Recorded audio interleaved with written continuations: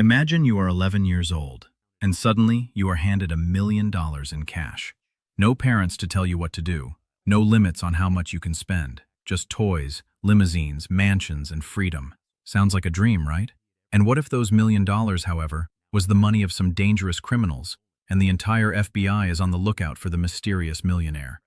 In today's recap, we are going to look at the classic 90s comedy film, Blank Check, where a young boy accidentally cashes a $1 million check and spends it quicker than anyone can imagine. Let's look at the real story. The movie opens with a suspenseful shot in a location far from a peaceful suburb.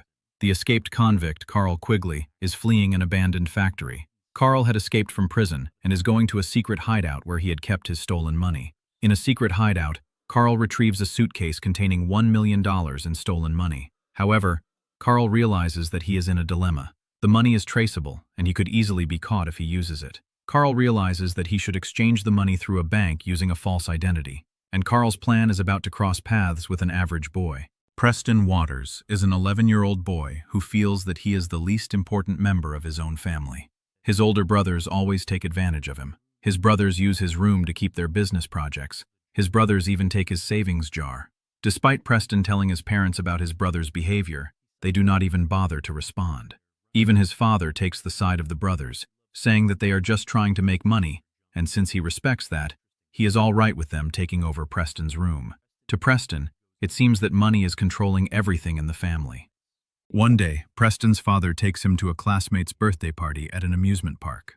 Before dropping Preston off at the party, his father gives him $2 and tells him to have fun. However, Preston soon discovers that he is in an embarrassing situation. All the other kids at the party are spending money on tokens for the rides. Preston can only afford 6 tokens. 6, please. The most popular ride at the party is the roller coaster, but it requires 7 tokens. Preston is left with no choice but to watch while the other kids have fun at the party.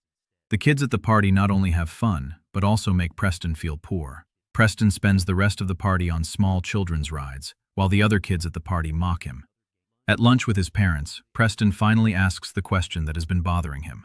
Why are we poor?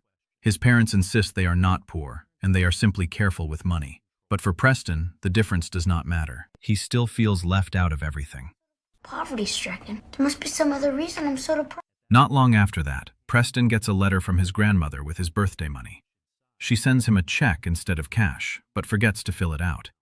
His father takes the check and fills it out for him. How much did you get last year, honey? 1,000. His father writes $11 on the check and tells Preston that he should put it in the bank so it can earn interest.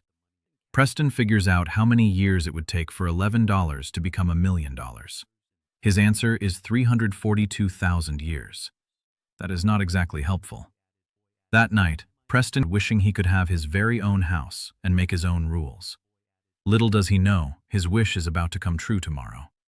The following day, Preston rides his bike around the bank, where Quigley's partner works as a bank manager. At the same time, Quigley arrives to put in place his money laundering operation. He gives the manager a signed blank check and asks the manager to prepare $1 million in fresh bills for someone who will arrive the following day. The name of the person is Juice. However, fate has other plans. Name is Juice. Juice. Preston meets a bully named Butch outside the bank, who steals his grandmother's check and rides off with it. Preston rides his bike after Butch in an attempt to retrieve his grandmother's check. In the process, Preston rides his bike directly into a car. The driver? Carl Quigley.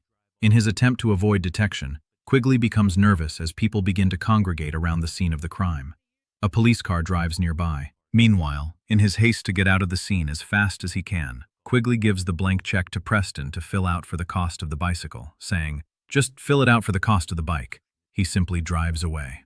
At home, Preston is grounded for ruining his bike. Frustrated and angry, Preston sits by himself in his bedroom.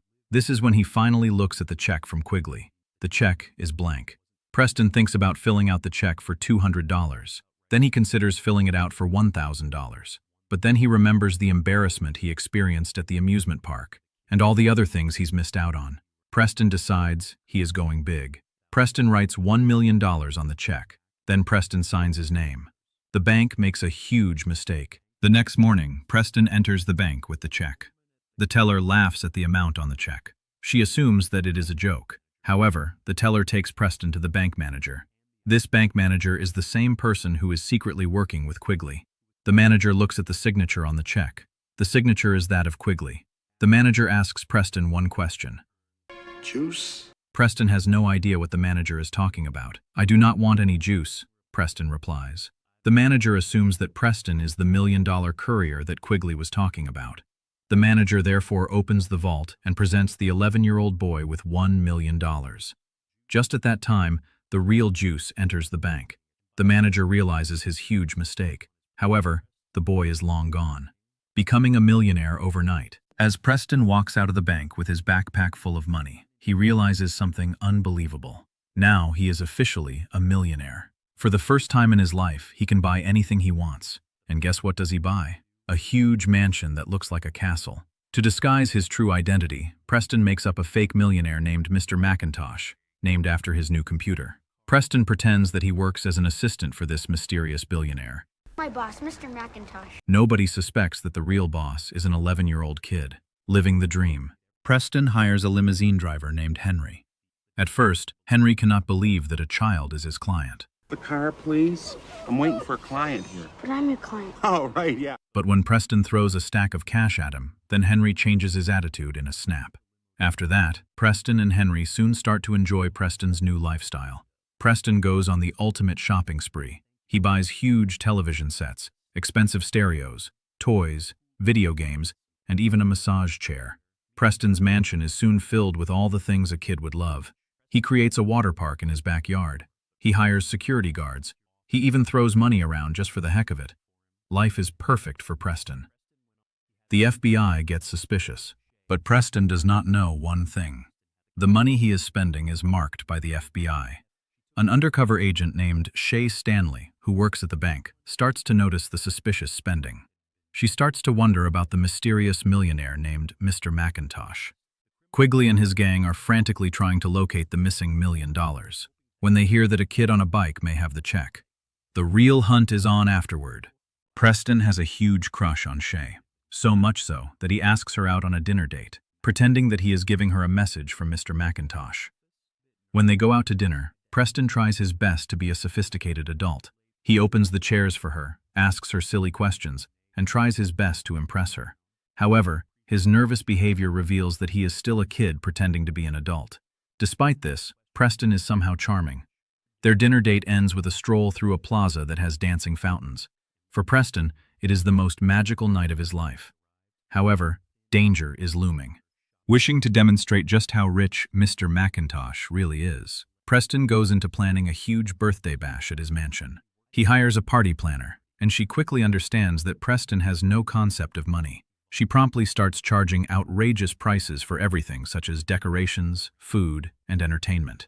Within days, Preston has spent almost all of the $1 million. The moment Preston realizes the truth. During all the commotion at the party, Preston checks his account balance. He has only $332 left. His $1 million, it's all gone. Preston looks out into the yard and sees children playing in a park. They are laughing and having fun without expensive toys or money. For the first time, Preston learns something important. Money can buy things, but it cannot buy friends, family, or happiness. That same night, Quigley and his gang finally find Preston. They break into the mansion. They demand that Preston tell them where Mr. Macintosh is. Preston tells them the truth. Mr. Macintosh does not exist. The criminals are angry when they find out that Preston spent the whole $1 million in just 6 days. They try to capture Preston, but Preston fights back with the ridiculous gadgets and toys in his mansion. Water slides, baseball machines, toy vehicles. Just when the criminals are about to catch Preston, the FBI enters the mansion. The gang is arrested on the spot for fraud, theft, and money laundering. When asked by the agents who Mr. Macintosh is, Quigley sarcastically says he is Macintosh, which adds more charges to his arrest.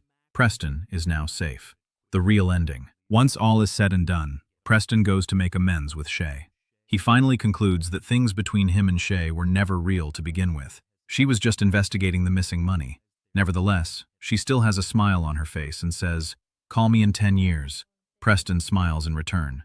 6, she giggles. Later on, Preston goes home with his family.